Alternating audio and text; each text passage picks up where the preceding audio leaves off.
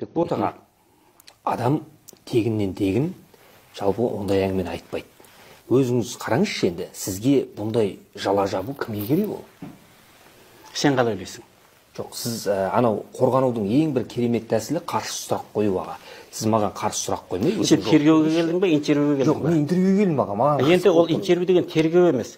Сен де кім ептеп, сен де миыңа салмақ түсу керек. Я журналист деген негізі бір нәрсе. Елдің көкейіндегі нәрсені адамның сұхбаттас адамның жүрегін түкпір деген нәрсені елге көрсетуші. Сондықтан өзі де ойлану керек. Адам өзі ойланған кезде ана ой түбінде жатқан сөз шер толқыса шығады, су түбінде жатқан жел толқыса шығады деген сөз. Сонымен сен сопереживать етесің ғой, сонымен бірге уайымдасасың ғой. Сол кезде тема ашылады. Сен отырып тереген сияқты мынау не, мынау деп айта берген. Отаға былай жасайық.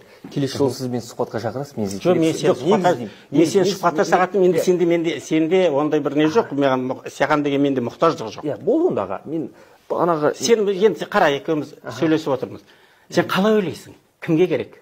Жоқ, кімге керек болған кезде өзің сен қалай ойлайсың? Тызыңыз жеңіл ма, көз тиді ма сізге, сөз тиіп жүр ма, көре алмайтын адамдар көп па? Неге енді бұл аға? Неге сізге жиі жала жабыла береді осындай жалалар? Сен нанасың ба енді? Қарашы, мен сол 250 миллион теңгені жаңағы Медет Мұратбаевтан алды. Нанасың ба? Просто сенен сұрайын. Сіз енді Құран ұстағаныңызды қараған кезде енді қараған кезде нанбайсың, қарамаса нанар едің. Әрине. Нанар едің. 7 КАМАЗ қару сатты деген нанасың ба? Енді аға, ол мен қару жағынан. Нанасың ба? Енді сен халықтың өкілі ретінде айтайын. Халықтың өкілі ретінде аға, әркім әртүрлі ойда. Жоқ, сен нанасың ба? Нұрсейіт фамилияң ба? Жылқышыбай Нұрсейіт нана ма Бекболат Тілеуханның 7 КАМАЗ қару сатты дегенде? Бірінші жауап берші маған, сен жауап берсейші. Біріншіден, мен сіздің бұрын соңғы қару ұстағаныңыз көрген емеспін. Нанбайсың. Мылтық атып жүргеніңіз иә. Жоқ, мен мылтық жақсы атамын. Сосын бар ғой, шешесін тігінен көн деген нанасың ба? Енді аға, енді ол нанасың ба енді? Нансаң ендеше, нансаң мен пожалуй, көпшілік қалай ойлайды? Көпшілік бәрі мүмкін деп ойлайды. Бәрі мүмкін деп ойлайды, не істеймін енді? Оправдываешься, наполовину виновата дейді, орыстар айтады. Яғни саған былай қасына өтіп какасын жаға салады, сен шырпыр болып жаңағы жерде ақтала бастайсың, сонда бір Қыртынбайский қазақтың бір мақалы бар.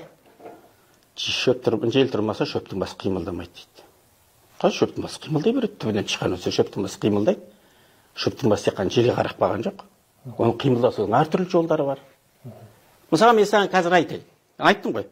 Нұрсейіт, сен бағар Рузубакиева Сатпаева көшесінде 36-шы квартирада осындай бір атысыдан келетін бір қызды зорладың. Куәм бар кім? Нұрсейіт, куәм бар. Сен зорладың. Соның не, сені ұят емес пе? Ұят емес пе? Неге үйттің Нұрсейіт? Неге қызорлайсың сен? Айтты, жауап бер енді маған. Неге қызорлайсың? Мен сөзіме жауап бер. Сен неге қызорлайсың? Оған жауап берші енді тәбір. Иә, жауап берейін сізге. Біріншіден сіз бұндай сұрақ қоюға құқыңыз жоқ. Сен неге құқың бар? Қараңыз. Мен сізді ешкім қыз зорлады деп атқан жоқ қой аға. Бұл жерден Каусар Тревел деп жатыр, шешесін тікке көмді деп жатыр, қару жарақ деп жатыр. Енді сосын ән ұрлады деп жатыр. Ән ұрлады. Шешесін өлтірді деп жатыр. Иә, енді. Осының бәріне сен нанам дедің. Жоқ, нанған кезде енді сенетіні бар, сенбейтіні бар. Енді әркімнің қайсына сенесің? Әркімнің көзқарасы әртүрлі ғой. Енді тұр сен сенсе өзі сенің үшін өтір. Біреулер айтады, Бекболат ақшаға жақын дейді. Иә. Неліктен жалпы мысалы кім сен?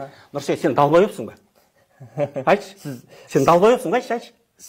Айтшы сен, айтшы. Жауап берсейші, далбайыпсың ба, далбайып емессің ба? Айтшы мысалы үшін. Жауап берші енді маған. Жоқ, өте нервный болып кетіпсіз аға сіз. Мен нервный болғам. Нервный бола берем. Өйткені мен мінезім сол кім. Мен шынайымын. Мен ішіндегі нәрсені сақтап қала алмаймын.